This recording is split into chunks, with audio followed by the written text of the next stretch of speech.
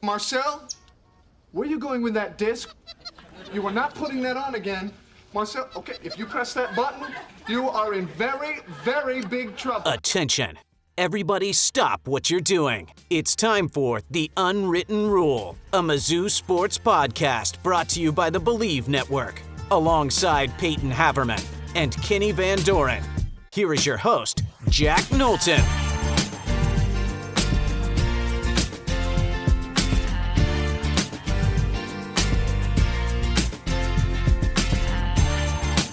Welcome back to The Unwritten Rule, presented by FanDuel. Today is Friday, February 13th. I don't know where I got. Oh my gosh, it's Friday the 13th. I didn't even think about that. No, it's Wednesday the 11th. Well, when we're recording this part, it's Wednesday the 11th. That was a good dance, Kenny. Can you do that one more time? It was the Thriller. Yeah, I know. I just wanted to see it again. Wow, happy Friday the 13th. Everyone stay lucky today if you can.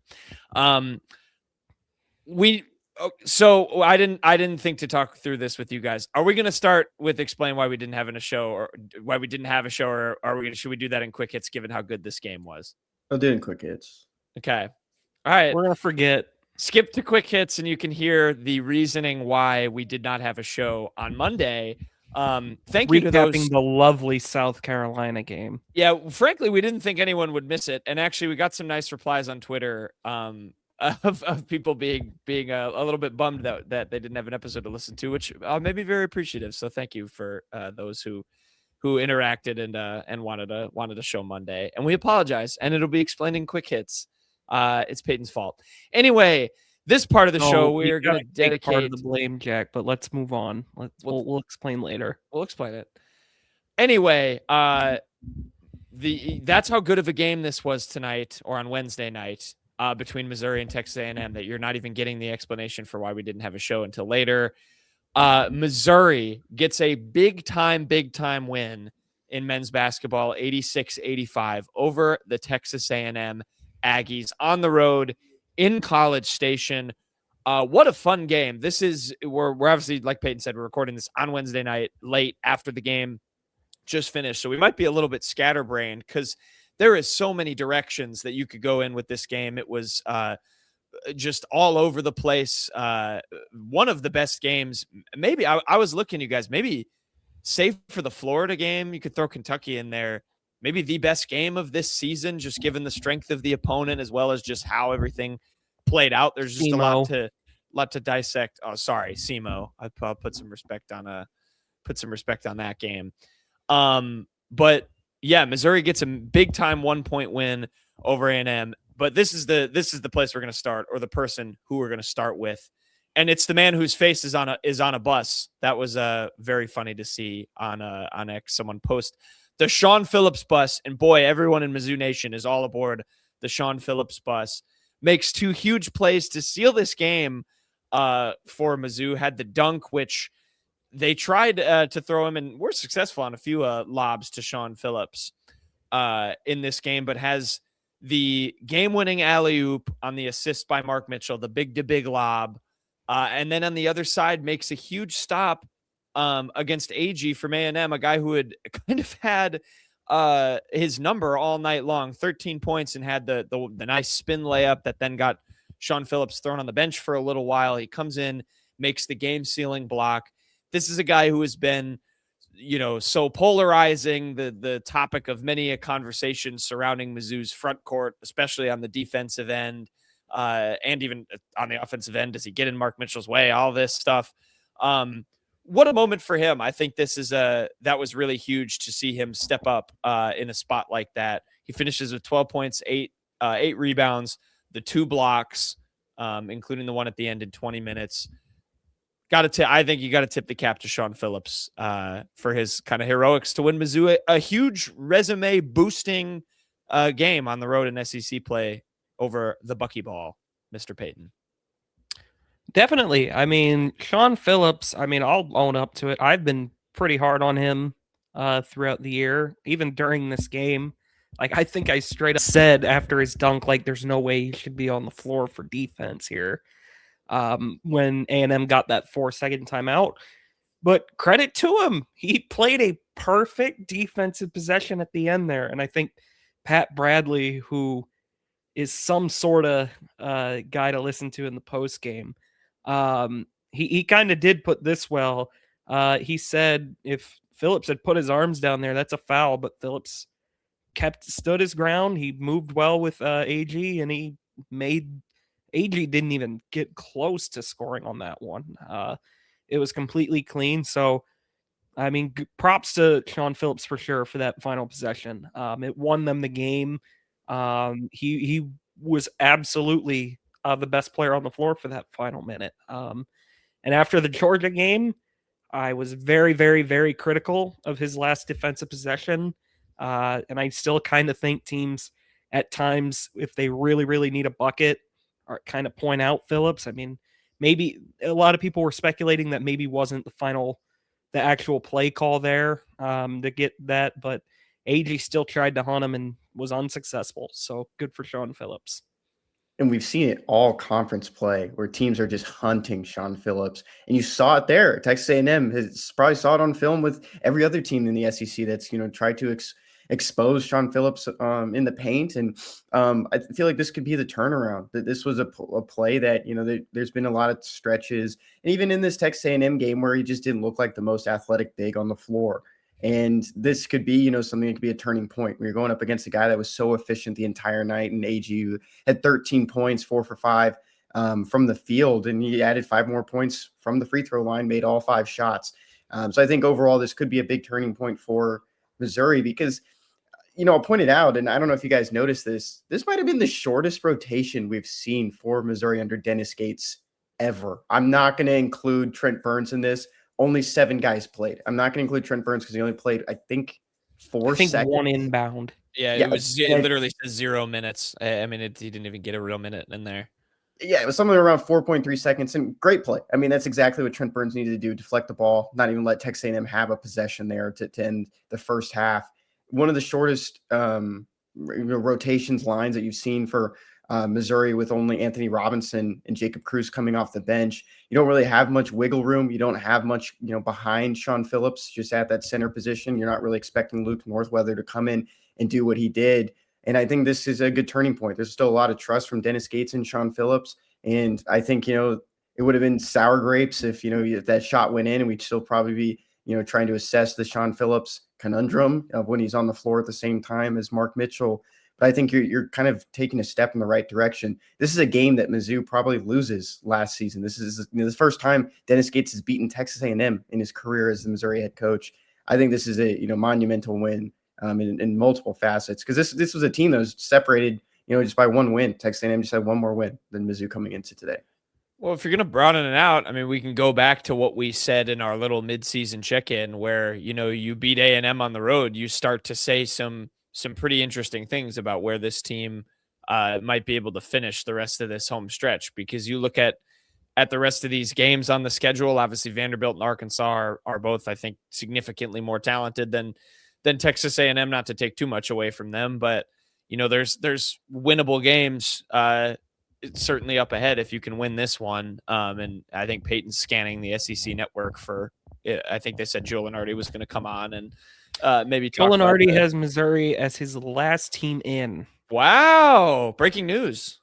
But I think he had him as the first team out. Second. It was the second last time. Second to last team? On the post-game show, they say Missouri was first team out. Okay. First I team thought out, yeah. it was Ohio State and then them, but I could be wrong. I think, and obviously maybe it was shifting around with just all the results tonight, but yeah. I feel like Missouri deserves a little more of a bump than that after a win like this, but I don't make these brackets. I will say a lot of the bracket people like around on X, the Everything All Happens on X, already had Missouri in. So this honestly would only solidify that further. I'd have to look at Bracket Matrix to see how many brackets really had Missouri in, but certainly after tonight, that number is not going down. Yeah, definitely not. So, you talk about that in the larger context, a little bit more on how they did it. Kenny, like, to me, this felt like a tale of two halves in a few different facets. A&M came out shooting the lights out. I think at one point they got to 9 made threes, all by different people. It was like 7 or 9 or something like that. Lit it up in the first half, and then in the second half, they're 4 of 16 from 3. And then the big thing for me in this game, we've talked, I feel like every conference game, about how Mizzou, whether it's, I feel like usually it's in sort of that late part of the first half, or sometimes it comes a little bit earlier than that. It can be the very start of the game, has that lull where you get the graphic on the screen that says no field goals in 4+ minutes or whatever. Never really happened for Missouri, but it happened for Texas A&M. I think they went over 6 minutes without a field goal. That's when Missouri pushed that lead, I think as high as 8. And then A&M goes on a little bit of a run in, similar ways that Missouri has done to teams this year.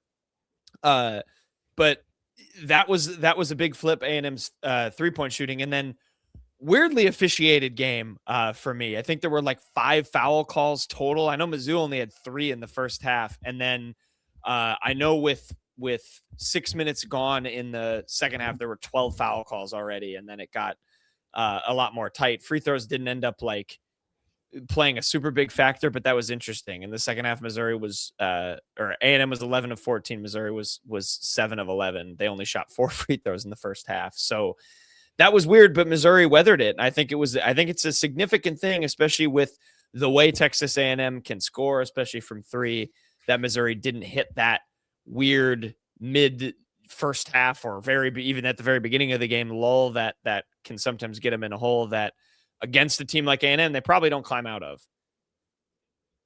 Yeah, I mean, go ahead. I said Kenny. Oh, you did say Kenny. Sorry. Go ahead, Kenny. I certainly agree. And I think defensively, you saw some good strides as well. Our friend Gabe DeArmond pointed out this, like, if they're going to keep blowing whistles, this game will be over by Tuesday. This game started on Wednesday. That would be a long game. And it was already a long game to begin with. I mean, I looked at the clock and it was like 9:40 and I was like, there's still 12 minutes left in this I think half. I did the exact same thing at 9:40. Yeah. I was like, Jesus, this game is still like way far a while away. But when you do that half comparison too, and we had a pretty good stretch of text about this, I think Jacob Cruz deserves a lot of flowers in the second half. And I think that kind of comes with, playing a little bit more on the block and being a little bit more of this defensive guy. And he wasn't really taking as many threes in that sense as well. 3-pointers, I don't know how you kind of see second half comparison. Oh, none in the second half here. And he took 2 in the first half. And I think it was kind of a, combination of, wanting to get a little bit more defense out of him. You're not having the best runs from Shawn Phillips at times. And I thought Jacob Cruz did a lot of good stuff. He was rebounding well for this Missouri team. He was kind of showing a little bit more of his height in that capacity as well. And I think overall it was a very, different kind of performance from Jacob Cruz in this one. And I think you have to be pretty, pleased with it. 5 rebounds and didn't really have to shoot the 3 ball to win this one. And I think that's going to be a huge weapon for this Missouri team as they try to figure out, its identity of these next couple of games and try to steal some more SEC wins. Yeah, they needed every bit of Jacob Cruz tonight. I think friend of the show, Chase Madison, even pointed out he was a +8 in a 1-point win. Gave them, like you mentioned, vital. I thought his effort on the boards was tremendous. He really, really was. There was a good, when Missouri really on that run, they fell behind 7 and answered back with that big run to take the lead. I thought Cruz was the best player on the court for the initial part of that run. He did a lot of good things. He's, I think, maybe settling more and more into his role where he's not really going to be a guy that's going to take a lot of shots, but he's going to give you good effort. And sometimes effort can really take you a long ways in games like this. I mean, it's kind of funny to bring this up, but do you look at Konzo Martin's teams? Those teams by the end had no talent. I'm just going to be frank, but they were able to stay in games just because Konzo would always have them playing with really unbelievably high effort for 40 minutes of basketball. And Cruz, I think, is more talented than a Konzo recruit. Not to really speak down on guys like Anton Brookshire or Amari Davis, but I do think Cruz is a bit more talented than that. But That was a weird comparison. I mean, I would compare it more to the Amari Davis, Boogie Colemans, the guys who transferred in that were a little bit older. No shot at fair. Anton. Sorry, Anton Brookshire, but you weren't very good at Missouri. But no, I thought Cruz does not have to step up and be the third co-star like maybe we thought he was going to have to be coming into SEC play, and a lot of that has to do with the fact that Trent Pierce has really blossomed this season, but he's become a very, very valuable role player to them.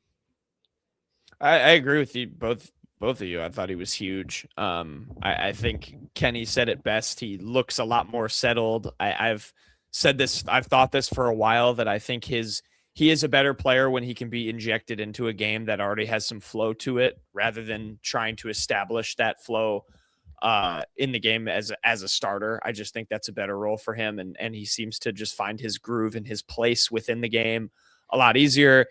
I think this says a lot about how Missouri can play into some matchups where if Phillips is struggling, you can't do this against all teams, but A&M, they said it a lot on the broadcast, not a very big team. You can go a little bit smaller. You can try and run with them just a little bit. Obviously, you can't completely try to match them or they're going to shoot the lights out and probably win the pace battle, especially against this Missouri team. But, they used Cruz in that way a little bit where they could give Shawn Phillips a little bit of a reprieve. I think that bodes well when you look at a team like Vanderbilt, which is also not the biggest team in the league, and maybe you try and do some of that there. It could give you maybe just a little bit of a blueprint.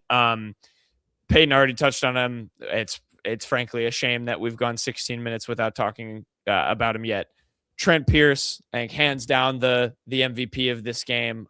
23 points, 9 rebounds, 2 assists in 33 minutes. I mean, the guy looked flat out awesome. The lob he caught from Ant was where I think they even called it a bad pass, which I thought was kind of funny that he made the most of it and put it in. But Trent Pierce, excuse me. I don't know what else there is. I don't know what you guys can say about him. But he was just amazing today. I think his 3 for 6 from 3. He looked very confident. The boards from Cruz were good. He led this team in rebounding with 9. That's a team with guys like Mark Mitchell and Shawn Phillips and even T.O. Barrett, who can hustle for some rebounds sometimes. He looks every bit of that third or second co-star, or whatever you want to call it, tonight. Yeah, it's been a real joy to watch. There was that stretch where we were kind of questioning like who's really truly stepped up and developed every year under Dennis. I think Pierce is that guy because he did take a leap last year. I still, by the end of SEC play and really just the end of the season last year, I wasn't loving what they were getting out of Pierce. But he definitely took a leap from what he was the year before.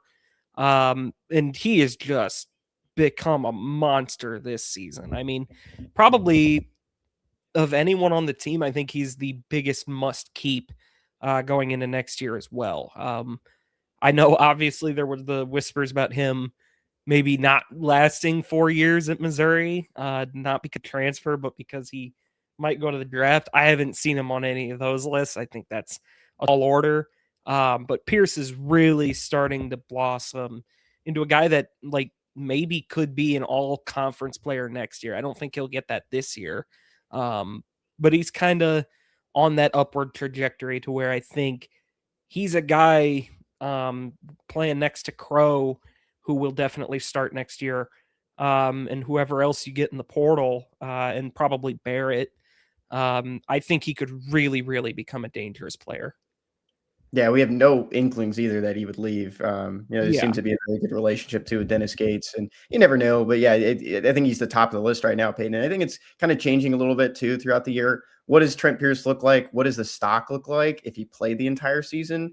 For what he's done coming into SEC play, not playing in a single non-conference game, we sound like a broken record. But him and Jaden Stone coming back, I mean, that saved the season. It saved a team that looked like, I mean, the seat was probably on fire for Dennis Gates after the Illinois game. It was getting very warm. Like when you're sitting in a car and there's that seat warmer and you can do like the 3 different lights. It was on the heat seater is what I call it. And it was on the third one. Like how there's 3 different lights, 3 different levels. It was on the third one. It certainly was. I mean, that was a very it was an embarrassing loss. And this team has turned it around with the emergence of both of those guys coming back and playing. I mean, it's night and day. The team is a lot better with the both of them. Feels like they didn't really miss a step. And yes, at times, I mean, Jaden Stone's shooting has kind of wavered too.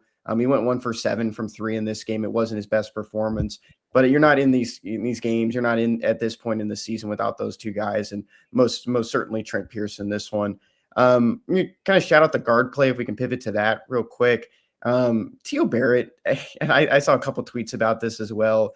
The turnaround for him, yes, at times maybe you're not the happiest with some of the looks or takes he has, but the aggressiveness, the competitive side of him is really shown. And going from a guy that was probably just coming in and trying to kind of bring a little spark to whatever you were doing. Even look back to last year, he really didn't have the biggest role, and now he's scoring 17 points and going 8 for 13 from the field.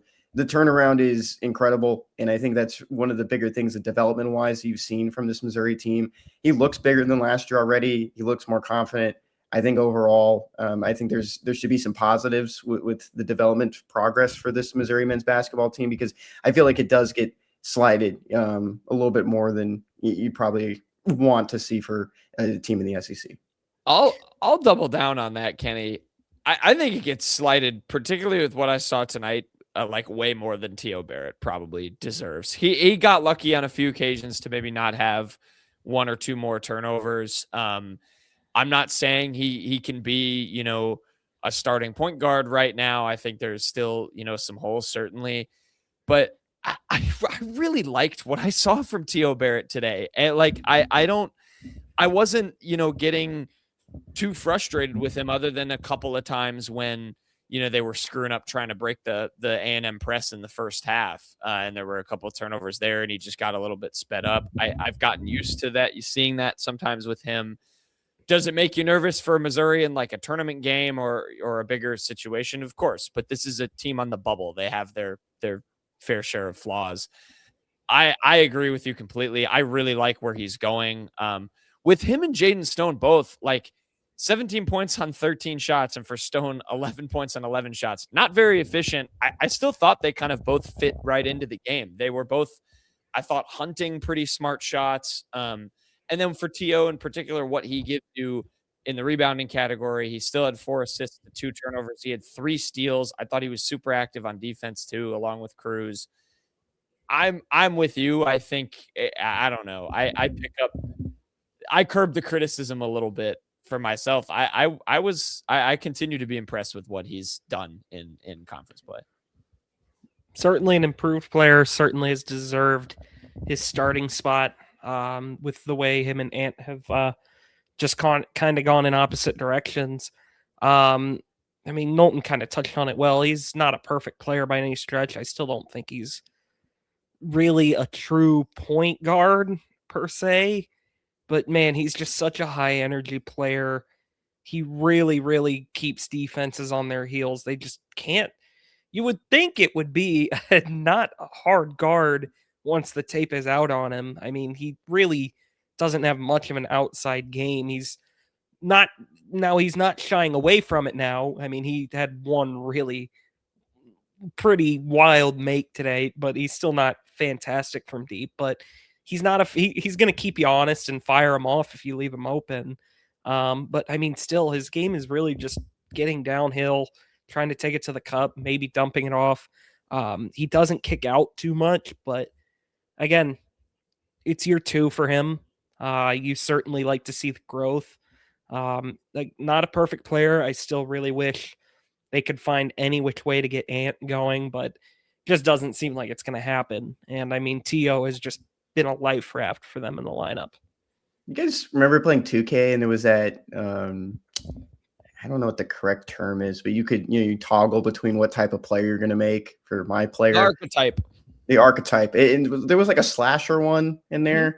I don't really know if T.O. Barrett kind of fits that. I think he's a little bit shorter to be that, kind of a stock air. Is he even like over? I can think 6'2", 6. Yeah, 6 feet, like 6'4". 6'4". I think he kind of fits. He just looks a little bit smaller, maybe because he's younger. But that's what I kind of went with that one. I mean, call me, maybe too nice, or I don't even know what word. Are you going to sunshine pump right now? Is that what you're about to do? I don't think Anthony Robinson had the worst night. I don't. I think I that don't maybe think he did either, I but don't think he's he did still either. not what you need out of him. Yeah. Shooting wise, yeah, it wasn't the best. 1 for 5 from the field. Didn't make the 3 3-pointers that he attempted. And Payton even pointed out in our text chat, how does he miss a free throw? But he had 5 assists in this one. No turnovers. Yeah, no turnovers, 4 total rebounds. We mentioned the lobs earlier. Some of the passing looked nice. I don't think you're going to get the Anthony Robinson that you want to, but these are still good signs. When the rotation's that short, you're only really playing 7 players. We mentioned Trent Burns would be the 8th. I think that's still a fine performance off the bench. Yeah, and I mean, you look at it like the 5 turnovers or the 5 assists to no turnovers. He, like I've said all along, and this is not me saying he's been a better player than Barrett this year. Ant is a better point guard than T.O. Barrett is. That is not me saying he needs to be back in the starting lineup. He is having a better year than T.O. Barrett. But when the chips are down and I would rather have someone kind of running the offense, I would still pick Anthony Robinson. Now, this team has found a way to adapt without it. Barrett has given them a lot more ways to win than Ant has. But that's part of the reason it's just frustrating that they can't find a way to get Ant just confident in his shot again and getting things to fall because, gosh, he is such a good point guard. He really is. But he just has not warranted playing more than T.O. By any stretch of the imagination. Yeah, it's just been it's a perfect way to put it. It's been a weird where he can't find a way to pair the scoring with what he does as a playmaker. And so it's frustrating given what he was last year. And yeah, it's a good model for T.O. Big win for Mizzou. Any other thoughts from this game? Any other directions you wanted to take this? I'll give some flowers to AG on A&M. I was very impressed with him in a game where A&M, I mean, it's buckyball in general, where they just have contributions on offense coming from everybody. AG stood out to me. I thought he was really impressive. And unfortunately, I thought Zach Clements was also probably maybe the best player on the floor, period, for either team. 20 points in 20 minutes, 8 for 10 from the field, 3 for 4 from deep. Wow, that was frustrating, wasn't it? Very frustrating to watch, but he was good. Rylan Griffin, 4 for 9 from deep, but they did a good job of making him rather inefficient. I mean, 5 for 14. Eventually. They did a good job making all of them inefficient eventually. In the second half, yeah. He hit 3 shots from the same spot. Yeah, they were... That's another thing. I'm glad that the wins really let you just ignore some of the bad stuff. The help defense that they were showing, just the constant collapsing on guys driving in the lane was out of this world confusing in the first half. It made no sense. It was like Missouri was the only team to never watch a Bucky McMillan basketball game. But they figured it out in the second half and went, 8 minutes without making a field goal. Mm-hmm. So credit to Missouri, man. They overcame a lot of good halftime adjustments, it felt like. They also made you forget 2, I thought, really confusing timeouts by Dennis Gates where he let the shot clock dip close to 15 twice and then called it. And then, drawing up the inbound play you did to Phillips negates all of it, but I was just like, oh boy. He probably just didn't like the action he was seeing, I'd imagine. I don't love not liking the action twice in the same situation and not maybe drawing an additional thing up, when you call the first time out. But that's nitpicky. Big win for Mizzou. Kenny, did you have one more thing? 2 quick things. We did talk a lot about the rebounds. Mizzou out-rebound Texas A&M by 13 in this game. This They're team knows a good rebounding team. Yeah, they're a great rebounding team this year. I think the more important thing too is that they know, and this goes all the way back to what you said at the top of the rotation, Kenny. This team knows what it's good at. It really does feel like that. They don't tend to stray away from it. It's just a matter of if other teams, have the right sort of chemistry to stop it, and if Missouri is shooting itself in the foot a little bit. I'm incredibly impressed with what a weird game for Mark Mitchell to not get going, and I'm impressed that other people picked up kind of the slack for him. I think good rebound guy as well.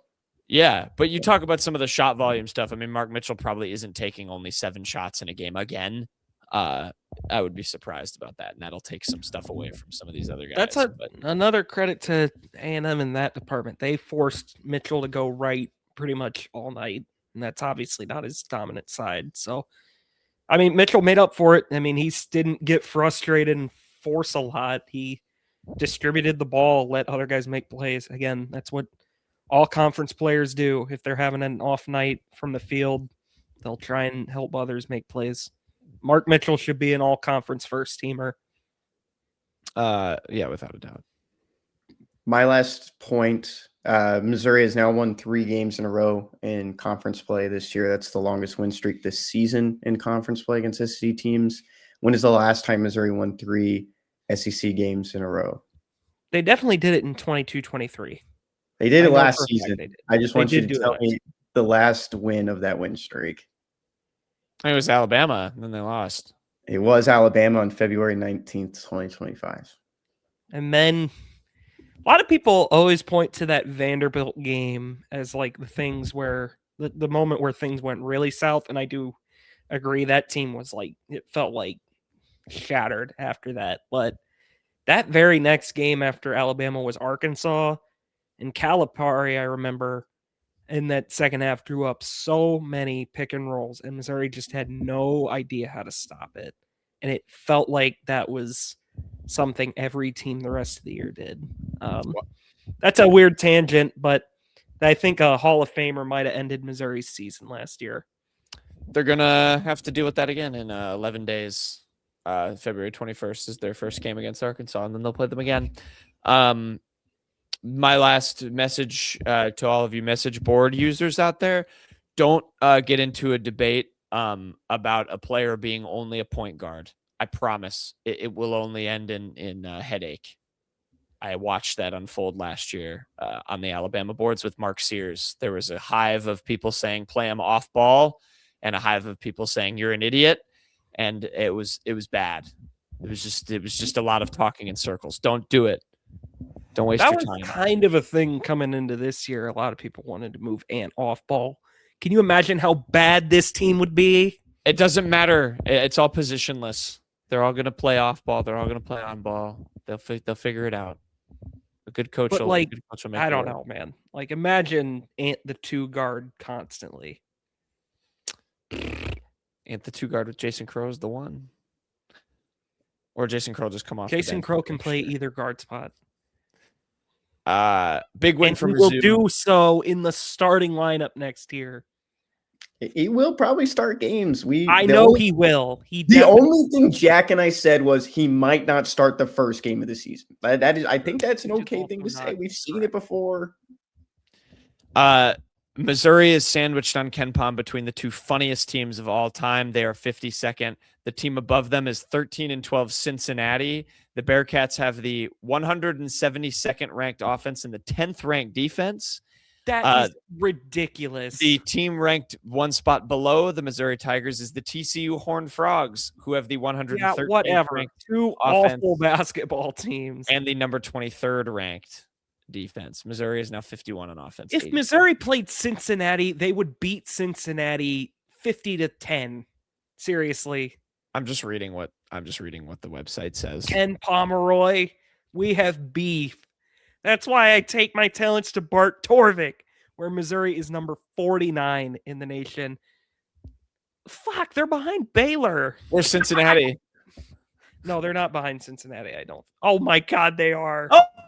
Oh, Cincinnati is 42. I'm sorry for cursing, by the way, for anyone that. Sorry for cussing.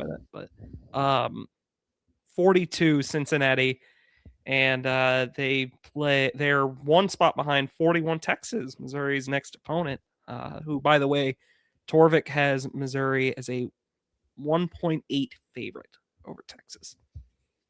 That's the next game. Also has Missouri going 10-8 in conference play now. Huge resume boosting win for Missouri. We will boost our resumes on the other side with quick hits.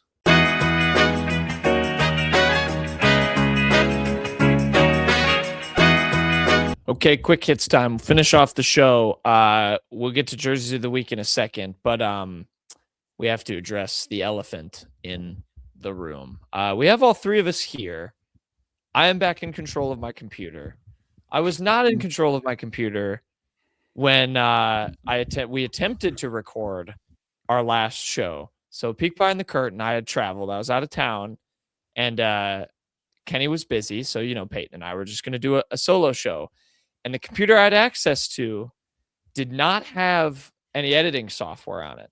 So I told Payton, we got to do the show in one take. It'll just be cleaner that way. We can just upload it right up to YouTube. It won't have any of the frills, any of the beautiful editing work that you see when we normally have a show.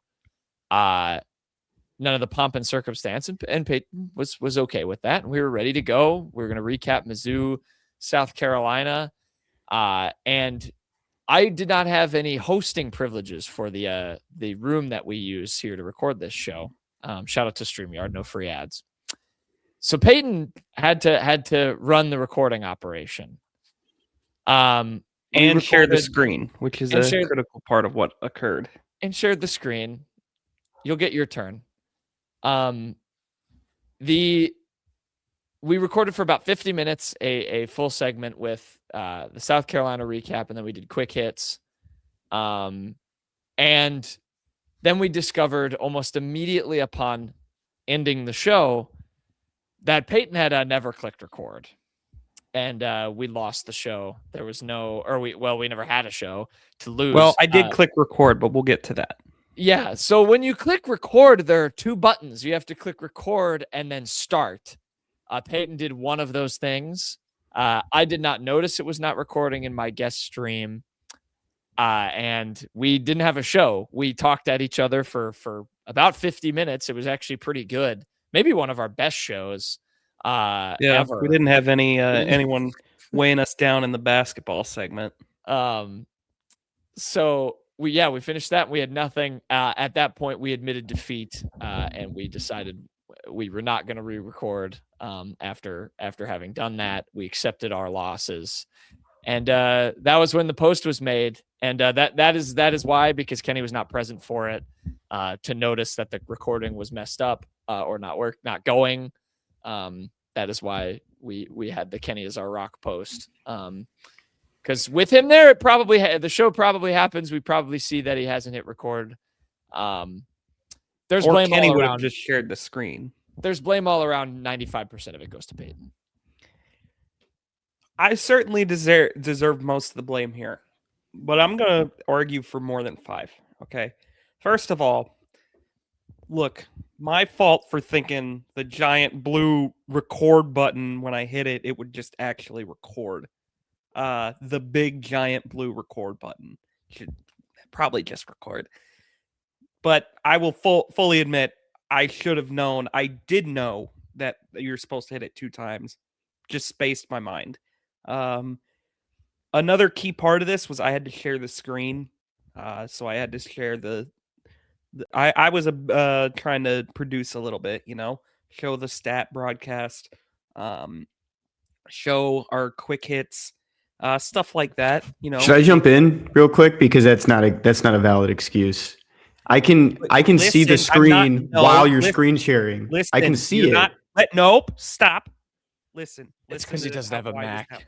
Listen to why this happened. Okay. So once I started, when you start sharing, since we didn't have any time to edit any of this out, I didn't want people to see the part where when you're sharing your screen and it shows like when you're sitting in the room, that warped effect of all the mirrors. So there's a way to avoid that. I was trying to hit record and then go hit entire window, because I was using entire window, and then there's a way to avoid that. It's very easy. I do it every show. What is it? You open up 2 tabs, you pull them apart, and you say you only want to show one set of the tabs. That's what I do every single show. So I'm always looking at you guys, even though I have the other one open, and I'm changing it every single time. I mean, it's very simple. I do it all the time. Oh. And so then you can see maybe if you were on the show and I told you I couldn't be there. Segment, then you could have done that on Sunday. But that's neither here nor there. What happened. And yes, I deserve most of the blame for it, as I admitted. But it wasn't just pure, like, I just was being careless. I was trying to, like, actually make sure I did it in somewhat the right way. I didn't want people to see the room, have it look all amateur-y. I tried to switch tabs really quick, and I messed it up. It's why Kenny produces. It's why we have the operation that we do. And I probably should have remembered to bring my computer that I use my normal functionality to do this show with. I just might not be able to ever travel again. It just might be done. Because otherwise the show's not happening. So thanks to everyone who was concerned for why there was no show Friday. Nobody will ever see a pretty Payton's fault. great performance on a Daily Dozen. We did either. do good on the Daily Dozen. They had like 3 NFL questions, which helped, and they were all pretty easy. And we got like 6 out of 8. But I told a lot of my family members about this, and they thought it was so funny that you guys were talking more in a formal setting. Because we can admit this, some of the stuff we talk about on the show, the way we direct it towards each other, is not the exact same as when it's off camera. And it's just funny that you guys were a little bit more in a formal setting. And you talked for 50 minutes for just no. I didn't have anything to awesome. I didn't have anything to say. Well, the funny part too was I was actually in Dallas where Payton was, and so we were actually meeting for lunch after the show, and so it was kind of just like, all right, glad I just stared at you through a screen for no reason. Now we're gonna go sit next to each other at lunch, and yeah, rough one. The other people we were with also found it pretty funny that we were shut up in our rooms and essentially just talking. But you're right, not in the way we'd normally talk about basketball or Mizzou off, probably, in the more informal way off of air, doing it in our podcast way. So there you go. It was all Payton's fault. He apologizes profusely. He's been warned. I'd say it's 75 to 80% my fault. He's been warned because there were 50 minutes where Knowlton could have noticed. He's at strike 1, and you know what they say, strike 2, you're out. So were you doing that silly full screen, Jack? So I was looking at my own, like I was off the tab myself. Yeah. So I mean I was not full screen, and there may have been a message in the thing that said recording hasn't started that I didn't see. But again, I'm on my guest tab. These are not things I'm used to looking at. So when you were on your guest tab too, does it not show the recording in the top left? I don't know. I'm never on it, and it wasn't recording at the time. So I didn't think to look for it because I just assumed it was. And I'm looking at stat broadcasts, and I'm trying to pick. Right now, the way you're looking at the screen right now, do you have a red box like above you right now? Yeah, because it says end recording because I'm in control. I have the host. No. There's on my screen, I have a clock that's ticking up right now. Do you guys not have that? I know what you mean. The recording. Oh, yeah, you don't have that? In the top left, I do. But again, above. I just didn't see it? I don't think about it. I didn't think about it. It was, we're forgetting there may have been a message that we're getting away from the point here. All right. We didn't have a show because of Payton. I'll split the difference at 18.5% is my fault, or is not my fault. That's fine. I can take that deal to resolve this amicably. So there you go. That's why we didn't have a show. Thanks for sticking by us, and we hope you enjoyed this. Now there's a little bit of old news in this quick hits because we weren't able to record for a week for some of these, but quick hits time. Jersey of the week, Kenny. I got a bunch of jerseys of the week. You didn't start the recording again, dude. We have to start this all over. So you can kind of see it. Like if you see my knuckles move, it's because I'm switching tabs, but also looking at you guys at the same time. Toriano Pride, Josiah Trotter, Keegan Trost, Zion Young, Chris McClellan, and Kevin Coleman Jr. are my jerseys of the week. Those 6 Missouri Tigers, all draft eligible. I think all of them except Josiah Trotter. Yeah, Josiah Trotter will be the only one with eligibility remaining. We're all invited to the NFL Scouting Combine. Pretty cool. I think the only surprise was Toriano Pride. Maybe that there was going to be, a little bit some were a little bit more hopeful of maybe one of the safeties getting in with Dalen Carnell has been more of the talked about one in recent years. But Toriano Pride had a great finish to his final year at Missouri in that second season and looked more like that Toriano Pride that was promised. I think Toriano Pride also has the benefit of having pretty intriguing measurables. So probably something teams will want to take a closer look at. But it did catch me off guard as well. Yeah, good for all these guys. I'm looking forward to seeing how they'll do at the Mizzou version or the Mizzou coded scouting combine. Payton, your belated jersey of the week. My belated jersey of the week with updates. This comes from the Indiana Pacers themselves. Indiana Pacers acquire Ivica Zubac and Kobe Brown from Los Angeles Clippers. Kobe Brown got traded to a team where, I mean, let's be honest, it's a gap year for them without Halliburton, but Kobe Brown is in there and he's a starter already. He started his first game last night. I think he had like 7 rebounds and 4 points in 20-something minutes.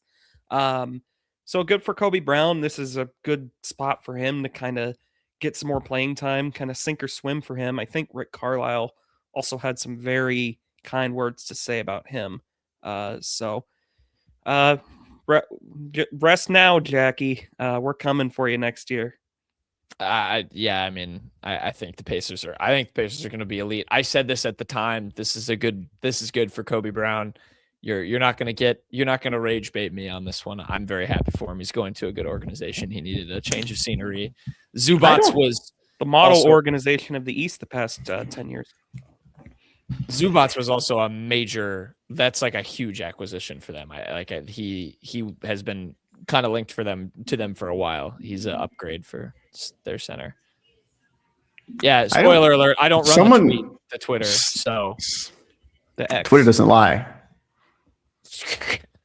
See, look, I'll show another proof that the Twitter account never lies. X. Here it is. Payton is still alive, by the way. Oh, that was pretty funny. The Payton Averman Memorial Stadium. Spoiler alert. All right, whatever. Yeah, and good for Kobe Brown. I think he did start or played already a game in a Pacers uniform. I think he had 4.7 rebounds. So, did you say that? It may have been said. Did I put that out of my? I don't know how I didn't hear that. I was listening. I genuinely wasn't looking at anything else. It happens. It's not a big deal. Went in one ear and out the other. I'm sorry, Payton. I have not a big deal. I can't even say like, oh, I was looking at a chart Jack, or looking at a thing. It is okay with me. Kenny, he started? It's okay. Wait, he started a game too. Why don't we move on? We already said that, Kenny. My jersey of the week is going to Charlie Woods. Okay, spoiler alert. This was going to be my Tiger in the Wild because that would have been really good. His dad's name is Tiger, but I'm not going to wait another 3 days to be my Tiger in the Wild again. But yeah, first ever On3 Rivals commitment graphic for a golfer, probably. They made a little graphic for Charlie Woods, who's committed to Florida State to play golf. He's obviously Tiger Woods' son, and very exciting. It might be the second one. They probably did one for Kai Trump. I have no idea. Go look that up. You don't see many golf ones is the point. Yeah. So good for Charlie Woods. Good for Tiger Woods. Oh my God, they did. Wow. Good call by you. I suppose you are a part of the network, so you have to kind of pay attention. So second golf graphic, I guess. Yeah, very exciting for Charlie Woods. Bonus Tiger in the Wild turn jersey. You guys got an early Masters pick? Charlie Woods. Charlie Woods. All right, that's a terrible pick. Is he going to pull who is the kid, Nick Dunlap from Alabama, where he had the really good tournament and then he pulled out of school? Goodness gracious, guys. Those are just terrible. I don't even know if Dunlap could qualify. That's not what I said. I'm saying Charlie Woods will pull a Nick Dunlap and do good at a tournament, and then he'll leave school, because I think that's what Nick Dunlap did, because he was sounds kind of right. He was still in school. I don't know. Let's go Bryson. Jesus. Tommy Fleetwood. Okay. Both of those are actually solid guesses. I like no cap, and he's the main bird. My pick right now would be Justin Rose. Moving on. My prediction is Shawn East. Speaking of that, who's your Shawn East main? Lost you there for a second, but my Shawn East main bird of the week goes to Cooper Kupp. I thought this graphic was awesome. I don't know this CF Budge guy on X, the Everything app. Sorry, I said Twitter earlier, but it was a cool top 10 of the top 10 players in the Super Bowl based on college football, because it's just a collection of names. It's got to be by like stats and just overall production. So we're going to go down the list: Cooper Kupp, Drake May, Drew Lock at number 3. Travion Henderson, Jackson Smith and Jigba, Kenneth Walker, Garrett Bradbury, Leonard Williams, Sam Darnold, and Hunter Henry for the top 10. I think this list is bad. I think it's a bad list. I unfortunately have to agree. I like cool concept, and I think it's fun to put Kupp in there, but I think this list is bad. I'm pretty sure Walker was a Heisman candidate. Yeah, Kenneth Walker was the best by far the best running back in the country, and JSN was probably better than Travion Henderson. I think I'm not gonna speculate too much on Lock versus May. They're kind of similar careers. They were really fun to watch in college, but didn't really. It's a lot of empty stats. Yeah, so I won't really argue that. Hunter Henry in the top. Jesus. Move on. Let's move on. It's just making me angry. I put Derek Hall in this for Byron Murphy was really good in college, man. I don't know. I'm gonna just Derek Hall for his game against Mizzou. Maybe it's just based on a like some sort of just stats criteria or something. Maybe it's like it could be yards. Like I didn't make the list. So. Yasir Durant. I mean, there's no offense. Like there was offensive line grades. I'd probably throw Yasir in there. Yeah. Who's your main bird, Payton? My main bird, I guess, I didn't throw this in bird, is going to be Mizzou Gymnastics. I have no idea what bird connection there is here. But Mizzou Gymnastics, this was something we were going to talk about on Sunday before somebody, we all share equal blame. 18. I only have 18%. We've been through this. I don't take 18.5% of the blame. Mizzou, with, I think it was their highest ranked victory, in program history. They beat number 2 Florida 197.2 to 196.5. Shannon Welker just has this program at the very, it's the model program at the university right now. No doubt about it. They got another meet at number 25 Kentucky this week. You'd have to assume Missouri is going to win that one, but you never know for sure. But another great outing for Mizzou Gym. Does anyone have any bird connection here? Gymnasts fly through the air. I was going to say something with like a vault or something. The SEC is the conference Missouri's in. Auburn's in the conference War Eagle. There you go. Like I said, we had to shuffle quick hits over because someone takes, because we all had equal someone fault takes in not having a show on Monday. 88.5% of the blame. Yeah, this is huge. I mean, losses to Oklahoma and Bama, so it's nice to get a win there for Mizzou Gymnastics. My main bird or birds of the week, a little bit easier to make a bird connection here. It's the Seattle Seahawks. The one benefit of waiting for a show is we could talk about it. We were going to record before the Super Bowl. We recorded. That's how much we love you guys. We were recording on Super Bowl Sunday. We weren't even taking that off. And we wanted to get you guys a show because it's not a holiday. I don't care. Well, it's a holiday for one of the members of this show. The Seahawks won the Super Bowl, crushed the Patriots. They win their second title, avenging the loss to the Patriots in Super Bowl 49. I understand for everyone who watched this who was not a fan of either team, it was probably a very boring game, and I'm sorry for that. But I myself quite happy. The boys did it. Payton and Kenny. Go Hawks. Yeah, it was a pretty forgettable game, but I mean, it's nothing the Seahawks did. And I mean, the Patriots were just outclassed in that game. I mean, Drake May had one of the worst playoff runs you'll ever see out of a quarterback. He was just not good in this game. But I mean, the Seahawks absolutely deserved it. They were probably the best all-around team this year. It's also interesting. I don't know that I really feel super strongly about either of these teams making it back to the Super Bowl anytime soon. Definitely could see the Seahawks doing it because they're a great team, and Darnold definitely made a believer out of me. I was a big time doubter, but great playoff run for him. They took a lot off his plate, and he wound up delivering everything they needed. They're a great team. I mean, they're young. That defense has so many young players that I love. But defense is volatile. You never really know. If it is their only, if it was their only chance, they took it. Patriots, meanwhile, I don't really see, like, that roster is flawed, in my opinion. But we'll see. But good for you, Jack. Happy for you. Thank you, Payton. Thank you. I couldn't have said it by myself, actually, with the if this is their only one and they go a while without winning another one, I'm glad in a crazy NFL season that they took the chance. Sorry, Kenny, I cut you off. No, should we start a dialogue this offseason that Marcus Bryant should be the starting left tackle for the Patriots next year? Haha.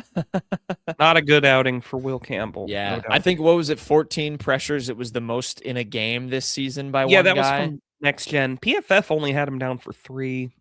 The real answer is probably somewhere in the middle. Yeah. That was rough. I was very excited. My guy AJ Barner scored a touchdown. I've been a big fan of him since he came to Seattle. And Drew Lock gets a title, which is very fun. This how he's feeling would have been how we felt when our Pacers would have won the NBA Finals, Kenny. Next year, I'm ready. We're back. I'm so ready. Might not be a bad beat. Yes, sirs. Yes, sirs. Yeah, go Hawks. I was very excited on Sunday night. Best things you learned, Payton. Best thing I learned this week. Maybe it's a worse, depending on who you ask. Mizzou Athletics, they tweeted something that has long been speculated or posted on X. The Everything app, it all happens on X. Something that has long been speculated and now is happening. They posted on February 10th, as Memorial Stadium nears its 100th anniversary in 2026, Mizzou Athletics is moving forward with securing naming rights for the stadium. This process will position Mizzou for long-term competitiveness in the modern era of college athletics while honoring the stadium's tradition. So there you go. Missouri is going to put a name on the Memorial Stadium. I don't know if it'll be like... I know what it'll be. You will be walking into the Raising Cane's Memorial Stadium. Yeah, I don't know if they'll keep Memorial Stadium on there, but there's going to be naming rights. It's going to be Faroe Field at Billiards on Broadway Stadium or something like that. At ITAP Stadium. Yeah. Guys are shooting too low. I'm thinking the Hitachi Air Conditioning Stadium in Columbia Mo. I just did that because the Japanese air conditioning companies have a lot of money. Daikin Park in Houston, Texas. That's where my mind went. The Icebox, right? That's what they call it? Yeah, they call it the Icebox now. Not too bad. Isn't that kind of cool? The juice box, the Icebox. That's fun. Yeah, it's just the old logo is really cool. And having like tangerines everywhere in the train was fun.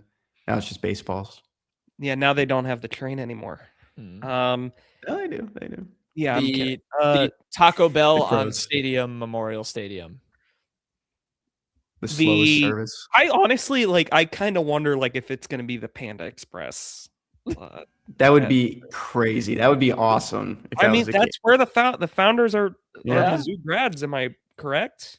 Yeah, I think safer bets and guesses would be, shelter insurance or Veterans United. Something more in-state. Edward Jones would make the most sense in my opinion if you're going, big fish nearby. But I also wouldn't rule out just. I'm not even kidding about that. Panda Express, so you said? Yeah. Yeah, I know. I just don't.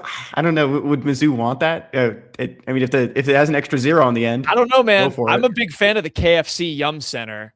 You could get me behind it food. Yeah, and on it, that KFC Young Center has honestly transcended to the point where it's kind of cool. Yeah, yeah. If you make it fun, you can make that work. And the Murray's on the south side of Columbia Memorial Stadium. I know that there was a lot of people upset about it because they're taking away the name that's honoring students and alumni who passed away and during World War I that were serving for the country. And Mizzou is going to try to do something to still honor those those alumni and those students in some capacity. We don't know what that could look like for the stadium.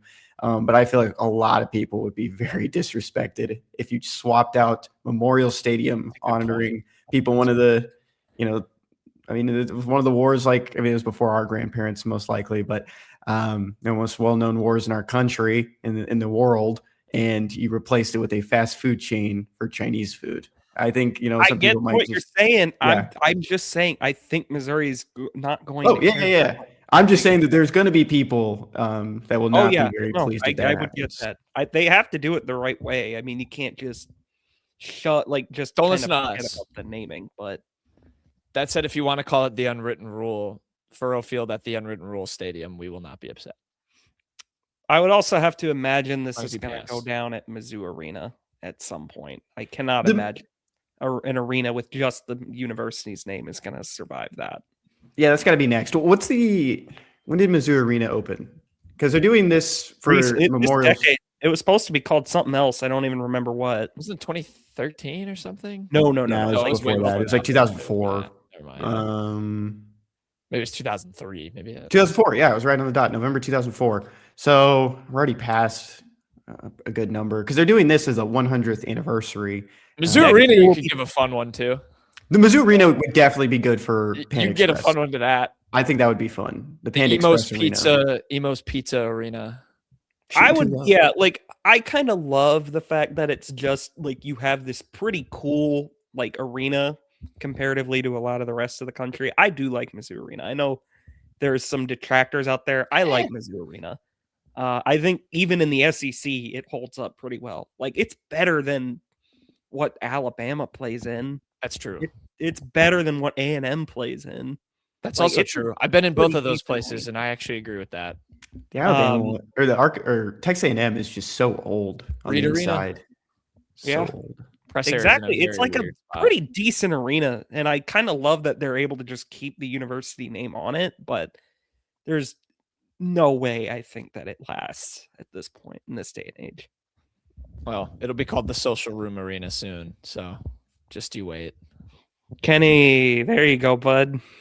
I spent as much time there as I did. The Ernie's Diner, Kenny. The Ernie's Diner Arena. I love Ernie's. Can't wait for homecoming. The Cafe Berlin Palace. Cafe Poland. Oh yeah. I'm just trying to think of more of them. We'll see what they go with for the Hy-Vee gas station right next to Buffalo Wild Wings in South Columbia on Providence Arena. Oh, you're right. Hy-Vee has not been thrown out at all. I've not seen Hy-Vee once. That would make a good amount of sense. Do they have any ties to the Midwest? Isn't it? I don't know where Hy-Vee. They just have grocery stores nearby. I mean, it doesn't have to be something tied to the university. Likely won't be Schnucks. Yeah, Hy-Vee a bigger deal. Hy-Vee originated in Hy-Vee is interested. Beaconsfield, Iowa. So we're not privy to any of this. I was just throwing I think Panda Express. No, these are all really real suggestions. Are from Mizzou. Dude, Beaconsfield, Iowa, where Hy-Vee was founded, has a population of 14. Do you think the Hy-Vee there is still open? does Beaconsfield have? All right, we're getting off the rails. What'd you learn, Payton, Kenny? What'd you learn, Kenny? I learned that the world isn't all bad yet. We can all group together and realize that some things just are stupid, and there was no reason to post this. I mean, I found it really funny. Bonus ratio of the week. It is. Mizzou women's basketball said we had to join in on the fun. There were some people defending it in the comments, not many, saying just let them go, step into the trend, let them do this. I don't think I've seen this with many college teams. Maybe I don't follow other women's college basketball programs. I don't follow them on social media. But they posted a lot of these AI images. I think posted up to 6. Yeah, it was 7. a bunch. Yeah, these suck. These are really bad. And then you saw one of the creative team members the football team, baseball team, everything has had incredible graphics recently. Football, most definitely. And you saw one of the graphics team members is no longer with Missouri. And then this comes out, and I don't know if there's any correlation, but just makes me think this sucks. This sucks to see for a school has a renowned J school. I'm actually glad you brought this up, because on one hand, I don't want to like dogpile on whatever person posted this too much, because if it is a trend, it's a stupid trend. But it's not the end of the world. But I absolutely 100% agree that a school like Missouri, that is renowned for its J school, has a very historic, like, creative team. I mean, we've seen it throughout the years. Missouri has always had elite graphics, elite photojournalists. Like it's something the university clearly prides itself on, and rightfully so. And Mizzou J schoolers, they're a very proud bunch, and I think rightfully so. I totally get them getting all over this. I don't want to dogpile too much on any creative or whoever posted this, but the University of Missouri is renowned for journalism for a reason. It's had great creatives for years and years. I don't want to really see content like this. Let your really good creatives make stuff that looks a lot better than this. Yeah, that's kind of my thing, I guess. I don't really care all that much one way or the other. I mean, it's just a social media post, but yeah, it's an example of like how stuff like this takes away from like hiring someone to make a really cool, cartoon of the Missouri women's basketball players with fun designs that don't have, random jargon words in the corner of the thing because the graphic didn't develop through the AI all the way. So yeah, it's probably, and the women's team has had like good graphics and everything this year. It's even if it is a trend, it is one that I don't think Mizzou. I don't really think I needed to see Mizzou partake in. They got dunked on really hard for this. It sucks. It sucks that it is a trend in general. Yeah, I don't know. There's people who make really cool things, and it's another example that AI should not replace those people and what they do, because it won't be as good and it's not authentic. So, is what it is. Ooh. Breaking news. Not a good start. Not a good start. They are playing Tennessee right now. It was like the most engagement that Mizzou women's basketball has gotten to. That's the thing that kind of sucks, is like you're not getting engagement from other cool things that are going on. You're getting engagement from a dumb trend. Well, that's a whole other tangent. That's social media in general. I know, but this wasn't what they were looking for. They weren't looking to be. I don't think they even thought that this would happen. Like, no, they didn't. Yeah, no, it's tough. Yeah, 31-13 right now against Tennessee. It's tough. Number 22, Tennessee. It's a good team they're playing. My best thing I learned, we had a couple of Mizzou players on a draft board by The Athletic, a top 100 board. I believe 26th was Zion Young. Someone tweeted it a while ago. I totally forgot to put it back up in front of me where they all were, but I believe it was him. Why am I blanking? Trotter, and I don't actually remember who the third one was off the top of my head. McClellan? Yes, Chris McClellan. I think Chris McClellan was in the 70s. Trotter was in the 40s. I'll find the actual numbers, but good to see. I mean, Zion Young is kind of trending toward that edge rusher spot, like that area that Darius Robinson, of course, was in, where he ends up being a first-round pick. I got it. 39 was Zion Young, 66 Trotter, 95 Chris McClellan. So a little bit lower than I thought, but I mean, it's exciting for Zion Young. I mean, I think some good pre-draft hype could, you never know what might happen for him on draft night. It's nice to have a guy who's kind of borderline like that.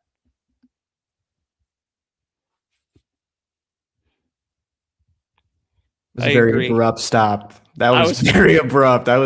I thought you were going to keep going. I didn't have anything else to add. Yeah, I honestly saw both of you looking another direction, and I was like, we're going to have a silence off. And I was listening. I was trying to find these numbers. I found the numbers. I didn't say you weren't listening. I said, we're going to have a silence off.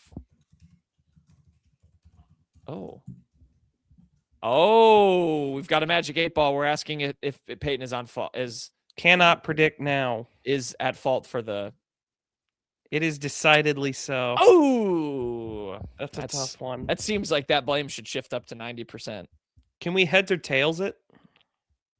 No. Cannot predict now. Why don't we just make Jack incredibly late for work with this antic? Best beats of the week. Payton. My best beat of the week. It's never too early to think about some college football, right? What a great sport. So I'm going to make my first college football pick of the year. I am going to take NC State by 3.5 over Virginia on August 29th. Wow. I'm sure you are. I have nothing to add. Shout out to FanDuel for having that line available to you. That's my only analysis of that. Kenny. What's your best beat, man? This I don't no one take this. We need to preface that sometimes. Don't take these. These are just bets we think are fun. Bucks NBA Finals plus 100,000. I root for my friends' teams. You have to give yourself a pick. You know you're gonna get wrong. Send a message. Meet Marp. I am Payton Bot. I suggest funny things and do a podcast. I'm Michael Dixon. Wait, Kenny's the copier. You a copy machine, Kenny? Meet Marp. You copy. I Marp. Copy. I say things. Look at his face, camera. Sorry, I received a message, a reply on Kenny's profile, McCreevy. Meet Marp. He doesn't even know. He has no idea. Absolutely Jack. no idea. Absolutely no idea. No, I got no idea what you guys are talking about. Meet Marp. 100,000. Good Lord.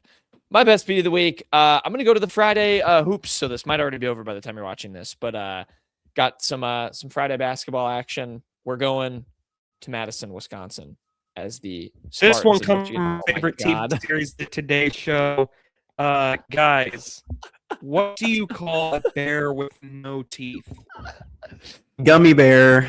Yes, a gummy bear. Shout out Salem here.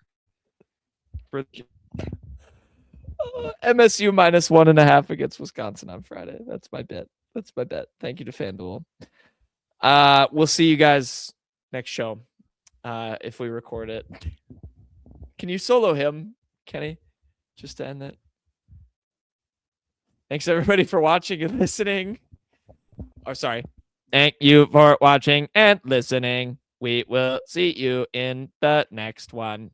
I'm sorry for never clicking record and not doing my job. Meet Mark. Jack, the best part about this is that it might be fine for everyone else, and it's just bad for us because it's going to have his local recording. I still have no idea what they're doing. To everyone watching. Bye, everybody.